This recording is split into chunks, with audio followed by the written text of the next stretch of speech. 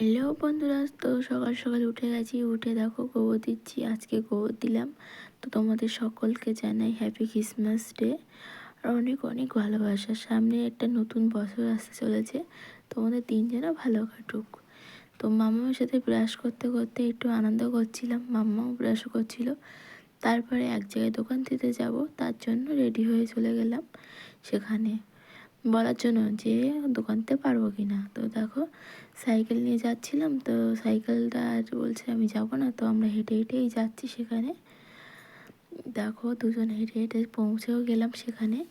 তো পৌঁছে গিয়ে সেখানে গিয়ে আমি কথা বললাম, কথা বলে তারপরে বললো হ্যাঁ চলে আসো দোকান দাও। তারপর চলে গেছিলাম দোকান দিতে। তো সেটা আমি পরের ভিডিওতে দেখতেই পাবে। তো চলে এসেছি কথা বলে, তা আমি খুবই খুশি হয়েছি।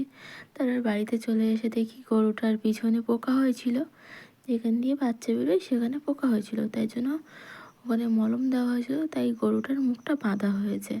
তারপর চলে গেছিলাম ছাদে, ছাদ দিয়ে দেখো এইগুলো মেলে দিয়েছি যাতে শুকিয়ে যায় তাড়াতাড়ি। তো আজকে কাকাদের ধান ঝাড়া হচ্ছিল, তো ধান ঝাড়ার সময় এলো বলে একটু ক্লিপটা নিয়ে নিলাম। কাকাদের ধান ঝাড়া হচ্ছে, তো আমি সেটা দেখে নিচে নেমে আসলাম।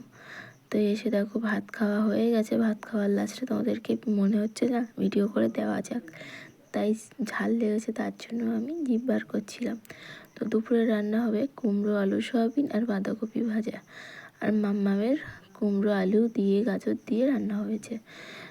তো মা বাঁধাকপিটা কেটে দিল, তারপরে আমি চলে এসেছিলাম কেক বানাতে।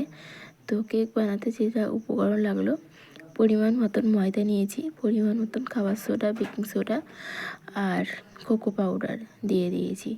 তারপরে দুধ দিয়ে সেগুলোকে আস্তে আস্তে করে মিশিয়েছি। একটু হালকা চিনিও পাউডার করে নিয়েছি, পাউডার চিনিটা দুধ দিয়ে মিশাচ্ছি আর ঘাঁটছিলাম।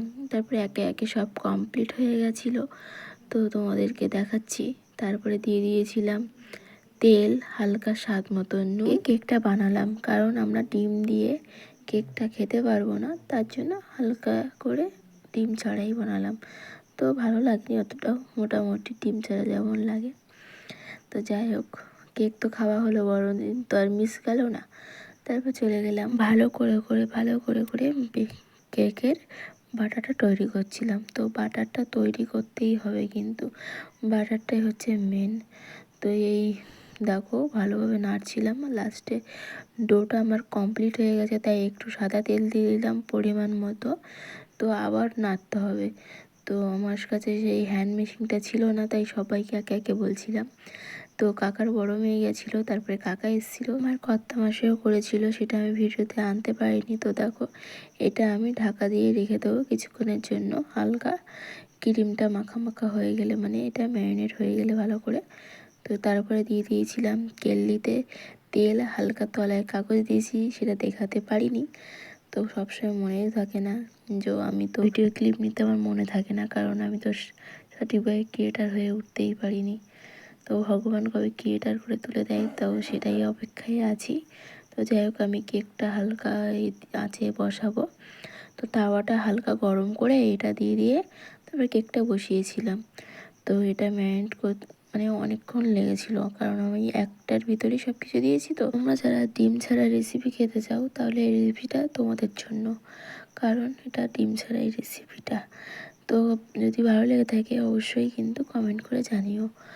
তো এটা অনেকক্ষণ লাগছিল, কারণ তোমরা একটু অল্প অল্প করে দেবে, তো খুব তাড়াতাড়ি হয়ে যাবে। তা এটা আমি কেটলিতে দিয়েছিলাম, আরও অনেকটাই ব্যাটার ছিল, তো সেটা আমি একটার ভিতরে সব কিছু দিয়ে দিয়েছিলাম। তো খাওয়াটা আমি কমপ্লিট করে তোমাদের রিভিউটা আমি দিতে পারিনি, কারণ দোকান নিয়ে যাওয়া ছিল, তো সেই তাড়াটাই আমরা খেয়ে নিয়েছি ঝটপট করে, তাই দেখাতে পারিনি।